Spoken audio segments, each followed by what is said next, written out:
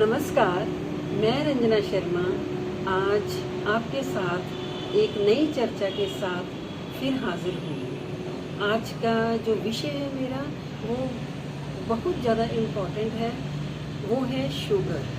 क्योंकि आज जैसे आप सब जानते हैं कि आज शुगर एक भयानक बीमारी का रूप धारण कर रही है। हर चौथे इंसान को शुगर की प्रॉब्लम हो रही है। तो क्यों ना हम इसको बजाय दवाइयों की बजाय अगर हम इसको नेचुरल वे से ख़त्म करें तो कितना बढ़िया होगा। तो इसके लिए मैं आपको कुछ बताती हूँ कि इसके बेनिफिट्स क्या होते हैं। शुगर को जैसे जैसे हम ख़त्म करेंगे, जो प्राणायाम के बेनिफिट्स आपको बताएंगे कि प्राणायाम करने से हमारी सारी की सारी शुगर जड़ से ख़त्म हो जाएगी। जैसे कि सबसे पहले हम ये देखते हैं कि हमने ऑक्सीजन लेवल कैसे अपना सेट करना है। तो ऑक्सीजन लेवल कैसे करेंगे, हमने जो ऑक्सीजन लेवल को कम करने के लिए हमने भस्त्रिका प्राणायाम सबसे पहले करना है। यानी श्वास भरें और श्वास छोड़ें, ऐसे आंखें बंद करके मैं आपको बताती हूँ।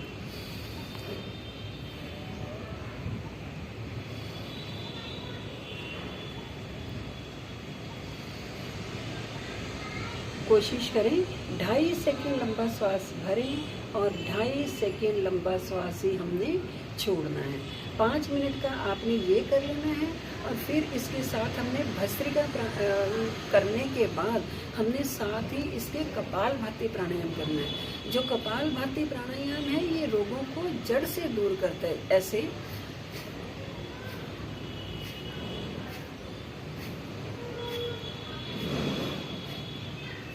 इसमें करना क्या है, हमने रोगों को कैसे ये रोग खत्म होगा जड़ से, हमने श्वासों को बाहर की ओर धकेलना होता है। श्वास को हमने इसमें भरना नहीं है। जैसे मैंने अब आपको करके दिखाया कपालभाति प्राणायाम। कपालभाति की मैंने ऑलरेडी वीडियोस 2-3 अपलोड कर दी हैं, आप उसमें से भी देख सकते हो।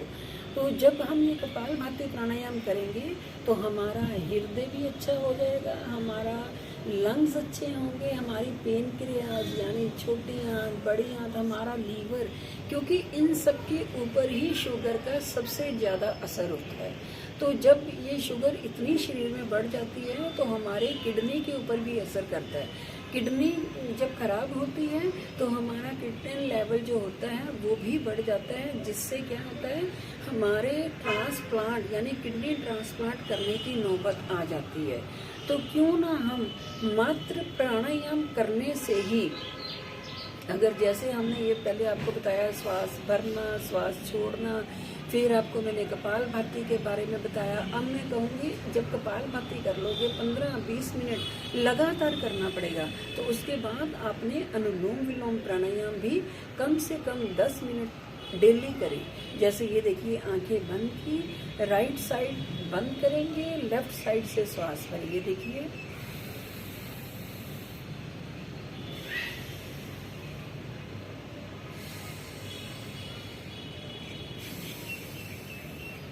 यानी राइट साइड बंद की तो पहले हमने क्या किया, लेफ्ट साइड से भरा, राइट से छोड़ा, फिर राइट से भरा, लेफ्ट से छोड़ा। ऐसे ही आपने ये प्राणायाम करते हुए अपने शरीर को स्वस्थ करना है। तो इसके बाद जैसे भस्त्रिका प्राणायाम और उद्गीत प्राणायाम, ये भी सब मैंने वीडियोस ऑलरेडी अपलोड कर दिया। भस्त्रिका प्राणायाम करने के बाद आपने क्या करना है, जैसे सबसे पहले उसमें मैंने आपको बताया था श्वासों को भरना। कपालभाति में आपको मैंने बताया था कि श्वासों को बाहर की ओर धकेलना। फिर अनुलोम विलोम में मैंने श्वासों को भरना बताया कि कैसे राइट साइड बंद करके और लेफ्ट से भरेंगे, राइट से छोड़ेंगे। अब मैं आपको बता रही हूँ कि भ्रामरी जो होता है मन की शांति देता है। जैसे 3 उंगलियां आँखों पे, 1 माथे पे, कानों के ढक्कन अंगूठों से बंद, यानी इसमें हमने गुंजन क्रिया करनी होती है। वो कैसे, ऐसे श्वास भरेंगे,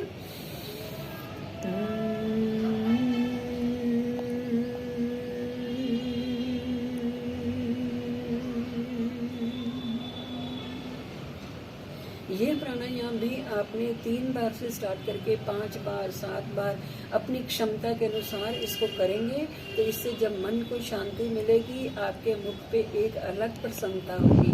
तो आप देखना आपका स्वास्थ्य कितना बढ़िया होगा। तो क्यों ना हम इस चीज़ों के साथ जुड़े।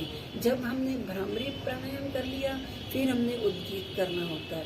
उद्गीत मीन्स जैसे ओम का उच्चारण। ओम का उच्चारण भी बहुत बढ़िया होता है। इसमें हमने क्या करना होता है, ओ जो होता है वो 80% खींचते हैं, म को 20%। ऐसे